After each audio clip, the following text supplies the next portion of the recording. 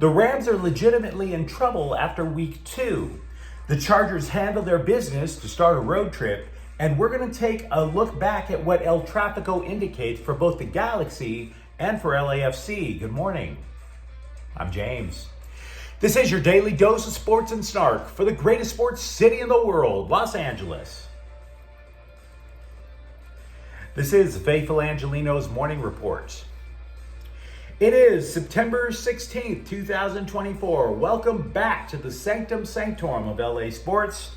We celebrate our titles. We also deal with reality, and we got a lot of reality to get to today. So if you like being in the know about LA Sports, clickety-clack the like button. Clickety-clack the subscribe button. There's a notification bell. Hit that. It'll let you know when we drop new content. Sharing is caring. Let people know we exist, and by all means comment. We have another expanded look at the scoreboard because these particular games are giving us a big window on what these seasons are going to look like for both the Rams and the Chargers. So let's start off. Arizona 41, Rams 10. Ick. The Rams straight up got their asses whooped, and they are 0-2 for the first time since 2011. We're talking the St. Louis Rams, 6 years before Sean McVay was hired. Where to begin about how bad they looked? Well, the young defensive line couldn't stop the run. There's that. Arizona rushed for 231 yards, and the Rams knew it was coming too. The injured offensive line conceded 5 sacks on Matthew Stafford. Cooper Kupp left the stadium wearing a walking boot, which might mean a trip to the injured list. The Rams are down by 3 touchdowns before they even got their first down. Now, players have often said it's extremely difficult to win the second game of a 2-game NFL road trip, but that was just an abomination. That really was. That was nihilism. Now, you may be wondering why Stafford stayed out there for the whole damn thing, which he did. We talked about it in the preseason. Can you really trust Stetson Bennett for anything after he abandoned the team just before last season started? Apparently, the answer is hell no. He's literally just there because in the unfortunate incident of Stafford possibly getting injured, you have a warm body. That is the consequence of abandoning your boys when they need you most. You don't do that. And by the way, remember how the Rams just tore apart their defense last year and still were decent? Because, of course, they still had Aaron Donald, but they were also fundamentally sound. They weren't yesterday. They were terrible. Losing that many players to injury is one thing, but even 2 years ago, when the Rams were 5-12, they played fundamentally sound football. Now, what does it mean? In the last 3 seasons, only 2 teams that started off 0-2 made the playoffs. That is an 8% chance. Now, you can say the Rams' chances are better than 8%, and I would buy into that simply because of the intelligence of Sean McVay. But then you're talking about what's next on the schedule. The 49ers, who love to run the ball and are convinced that they can run the ball even if they don't have Christian McCaffrey. If you're looking for positives, of which there are precious few, I would start with, say, they're going to get an offensive lineman back next week in Alaric Jackson. Also, Jimmy Garoppolo is going to be an upgrade over Bennett, its backup quarterback. But we deal with reality here. The Rams are in big trouble. Chargers 26, Carolina 3. The Chargers, meanwhile, are 2-0 for the first time since the Obama presidency. And look, I don't want to downplay it because football is a sprint. The season itself is a sprint, and you should celebrate virtually every win. Unless it's against Carolina. Got to be honest about that. J.K. Dobbins, though, did rush for 131 yards and a touchdown. Here's the kicker, though. He outran for what Justin Herbert threw for.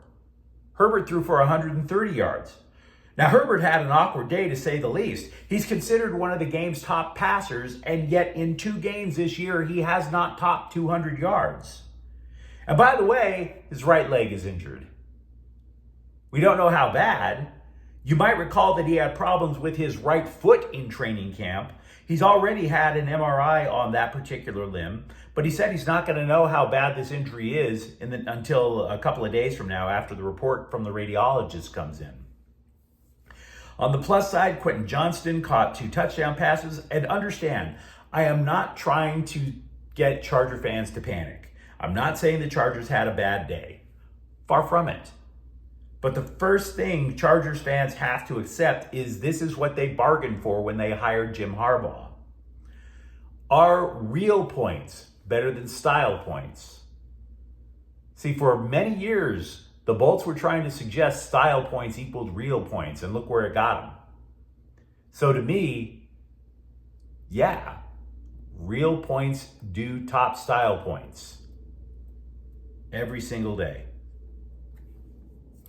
Dodgers 9, Atlanta 2. The Dodgers had a team meeting Sunday with Dave Roberts. And while it is true that Roberts has his haters, there is a reason that he is absolutely beloved in that clubhouse. And this is one of the reasons why. He didn't bring them in so he could yell at them and tell them they sucked. He wanted them to know he believed in them. And they responded. They broke open a tense Sunday night game with 7 runs in the ninth. Max Muncy, Teoscar Hernandez, Tommy Edman, they all homer in the surge, which maintains the Dodgers' 3.5 game lead in the division.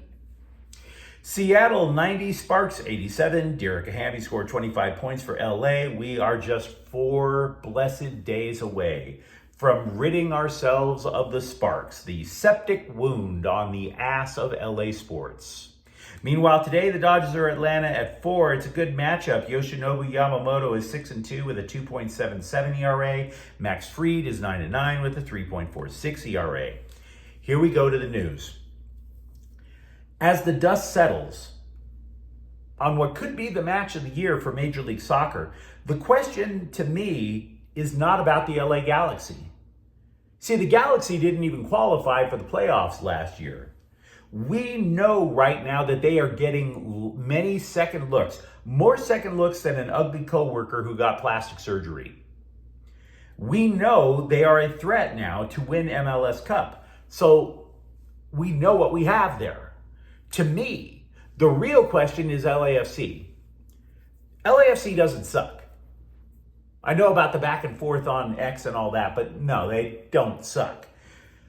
But not winning in 3 matches is no way to build momentum for the playoffs. The only thing I can think of that could give us a reason why as to LAFC is struggling. Last year, they played more than 50 soccer games. It wasn't just MLS regular season and playoffs. You're talking CONCACAF Champions League. You're talking US Open. You're talking Leagues Cup. They reached the finals of those tournaments and the finals of MLS 3 times, lost them all. And the going thought then was that they were tired as hell. They started not playing with possession as much toward the end of the year, and it cost them. So what if they're gassed again? And if not physically, what if they're gassed mentally? See, I watched El Trafico again Sunday. Their offense against the Galaxy was literally steal the ball and counterattack.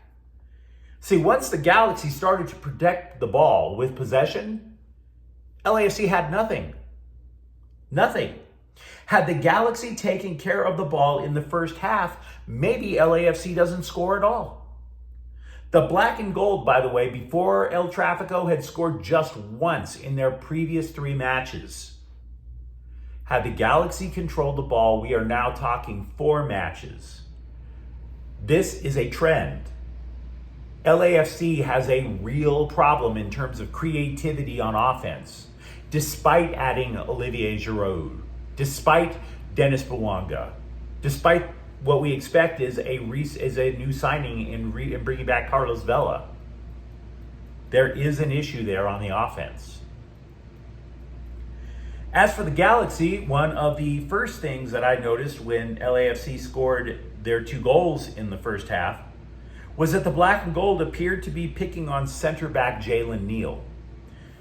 To my eyes, though, that wasn't fair. Because it's on the counterattack, right? And I'm watching this, seeing LAFC with a couple of players and just one guy in white when the camera was relatively close. That was Neil. It would be, if it were a basketball game, it's the equivalent of a 2-on-1 fast break. Somebody's going to get an open shot, which is an automatic threat. In other words, who was supposed to be back there to help? Who wasn't? O'Neal was literally responsible from one side of the field all the way to the end of the field, in the side to side. So, what happened at the half might not have been some rah-rah speech from Greg Vanney. It might not have been a angry flipping over tables and chairs thing that you would see, that cliche that you see on TV of a coach losing his mind. If I were to guess, Vanney suggested that right back Mickey Yamane not join the attack. It's a guess. This matters because it signals that the Galaxy are in sync completely with what their manager wants for the first time in years. Because this is not the first time that the Galaxy have rallied from 2 goals down in the first half.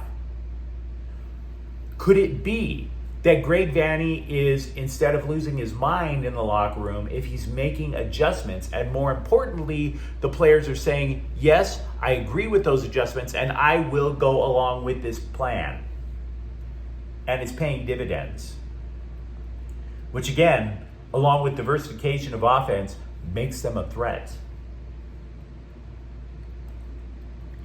With the Dodgers, we've been talking a lot about Tyler Glasnow, drinking a lot of hopium about Tyler Glasnow. Tyler Glasnow cleaned out his locker. Now, to be clear, it's his locker in Atlanta, not LA. If it were the one in LA, that would definitely suggest he's done for the year. But the question becomes, if Glasnow is not staying with the team, who should we fool ourselves into believing in next?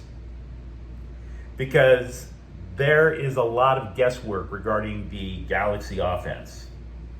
Literally, the Dodgers pitching. My apologies. Who should we fool ourselves about? Kind of like when you get totally wasted and you tell yourself that the stripper really does like you. Who should we make it rain for in the Dodgers pitching staff now? Is it Walker Buehler? Buehler allowed just 1 run in 6 innings on Sunday. The guy threw 97 pitches. Now, of course, his ERA is still 5.57. But if you have a bell glass full of hopium, cheers. Also, Austin Barnes left Sunday's game with a bruised big toe. It's the same big toe he broke about a month ago. The last time he got hurt, the Dodgers called up Hunter Fiducia. I have no idea who's coming up this time. USC football held at number 11 in the latest AP Top 25 poll. It would have been curious if the Trojans moved up because, after all, they were idle. Meanwhile, again, I say it like a mantra, we face reality here. Some news outlets try to rank all 134 major college football programs.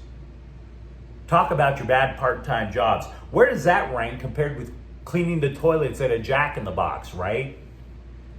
Point is, the outlets that I'm looking at that rank all 134 kind of hover with UCLA pushing 90. It's a hell of a drop. Former Clippers starter Marcus Morris has signed with New York. He is a 13-year veteran. He played half a year with the Knicks before getting traded to the Clippers and spent 4 years in LA. The Lakers have waived rookie Blake Hinson. Now, some doofus over at Sports Illustrated referred to him as a talented three-point shooter. Now, if that were the case, Hinson would have been drafted, dude. Hinson averaged more than 18 points a game in his senior season at Pitt. But again, not drafted. This move was done to create a spot for center Christian Coloco. What the bloggers think is the answer to their prayers, right? Oh, we got rid of a talented three-point shooter, but this guy is the answer. Finally, the Lakers with a legit secondary big man. Yeah, guys, he's probably going to the South Bay. So stop. Stop overreacting. Because we don't want to overreact here. You let me know what you think in the comments thread. How much trouble are the Rams in? How giddy are you over the Chargers, even though it doesn't look pretty? And if you enjoyed the content, don't forget to subscribe to Faithful Angelenos. We talk LA sports every single day here. Thank you for watching. I'm James. We'll be back tomorrow. Faithful Angelenos is a Kian Cortel Queso production. Take care.